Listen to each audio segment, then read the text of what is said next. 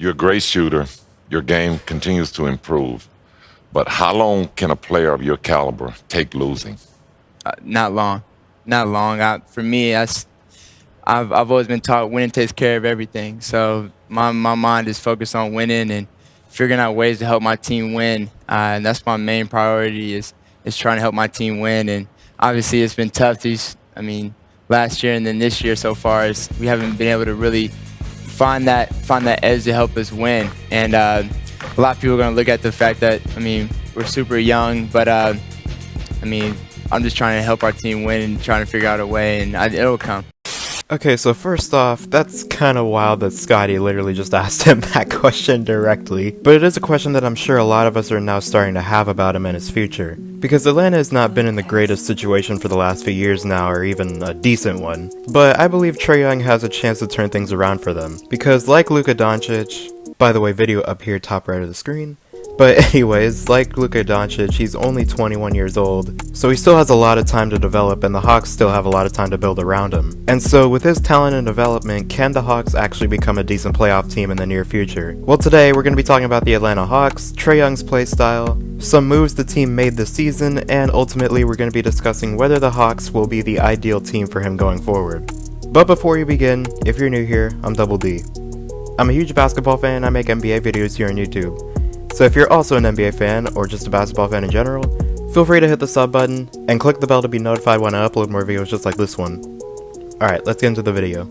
He's not the new Steph, but he has the potential to be. As his career progresses, just like Steph Curry averaged 17 a game, he averages 17 a game his rookie season. That's what Steph did. Now, Steph obviously shot exponentially better. He shot 46% from the field, Trae's at 41. He shot 43% from three-point range, Trae's at 32. But then again, Trae's playing for the Atlanta Hawks, so who knows? And not only that, he's the primary option. So we know who knows how much of an effect that has. I would tell you that last night watching him shoot the basketball, about 5 of those three-pointers, they were beyond 26 feet. The brother's got range. This is what he does. So Trae Young is another extremely young developing star in the league. Ever since he was in college, even before he got to the NBA, he'd been drawing comparisons to Steph Curry due to his range, quick release, and the ability to shoot off the dribble. And while I always thought that comparison was kinda unfair for both of them, you can't deny that those are notable similarities in their games. But Trae was drafted at number 5 by the Dallas Mavericks back in 2018, and he was traded on draft night for Luka Doncic, which I guess will end up working out for both teams pretty great. But Trae Young came in and averaged 19.1 points, 3.7 rebounds, and 8.3 assists while shooting 41.8% overall and 32.4% from 3. Now it is worth noting that he did take a while to kind of get settled in, so his first few months in the league were well below the expectations that everyone had for him. But this season we're really seeing the kind of potential he could have in the league, because in just his second season, at 21 years old, he's averaging 29.6 points, 4.3 rebounds, and 9.3 assists, shooting 43.7% overall and 36.1% from 3 on 9 attempts a game. And he's shooting 36% from 3 while being the primary ball handler, creating his own shot, shooting from Curry range, and actually doing it efficiently. Like, scarily efficiently. He's shooting 43.5% between 35 and 40 feet. That's... jeez. And then you have the fact that he's a pretty great playmaker. His court vision isn't quite on that level of Luka Doncic or Lonzo Ball, but it's pretty close. As for the assists, 9.3, that is currently second in the NBA behind LeBron James, and so you can see he has a lot going for him. But even with all that, the Hawks are far from being a winning team. Before the season was paused, the Hawks were just 20 and 47. And part of it isn't really necessarily even his fault. For one, he's the only playmaker on the roster right now that can actually, create for others.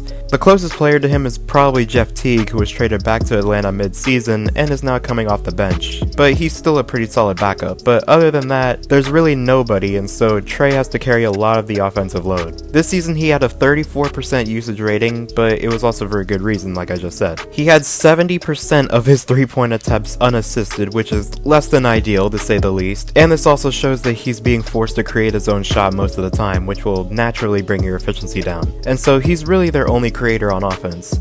That combined with the fact that their average age of the roster this season, minus Vince Carter and Chandler Parsons, was just 24 years old, and their coach is just in his second year, you start to see the problems that this team has. But all that being said, it's not the end of the world for them, because given that they're still so young, they all still have a lot of time to develop. Guys like Cam Reddish, DeAndre Hunter, and Kevin Huerter are a few guys that come to mind. But you also have to consider the fact that Atlanta also made a few moves before their season ended back in March. There's a lot. Did I sort that out correctly, what you broke, the news? Is that right? Yeah, key players in this. Robert Covington from Minnesota to Houston. That's the big wing player they wanted. Atlanta gets the center, Clint Capella. They've been on the market for. And then Denver moves out Malik Beasley and Hernan Gomez. They go to Minnesota in this deal. Okay. Minnesota gets Atlanta's first-round pick via the Brooklyn Nets.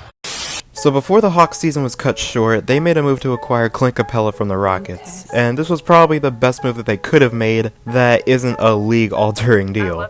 Because now they have better presence in the paint, better rebounding, and more experience. But he never actually got to play for Atlanta due to a heel injury that he suffered while he was still in Houston. But we'll get to see him next season. And this will be great for Trae because he's a great lob passer, which is something Capella is used to playing with Russell Westbrook and James Harden and Chris Paul all that time. The only problem I could see there is how he would fit next to John Collins, who's also a pretty good big man for them this season, as he's averaging 21 points a game. Now, I've been hearing rumors of the Hawks possibly wanting to trade for Bradley Beal, and while that might be the move that makes them a contending team in the East, we also have to understand that things may change when John Wall eventually makes his return. But he could also keep the same mindset of wanting to win now at all costs, to which Atlanta would probably be towards the top of the list for him. And given that he's only 26 years old, he could easily fit in with a younger team. Greg Swartz from Bleacher Report predicts that if Atlanta does decide to go after Beal, this might be the potential trade that they might offer for him. DeAndre Hunter, Cam Reddish, Kevin Huerter, Dwayne Dedmon, and a 2021 first-round pick in exchange for Bradley Beal. Now, they would be giving up a lot of their young talent, but this will also mean acquiring one of the best scorers in the league in Bradley Beal,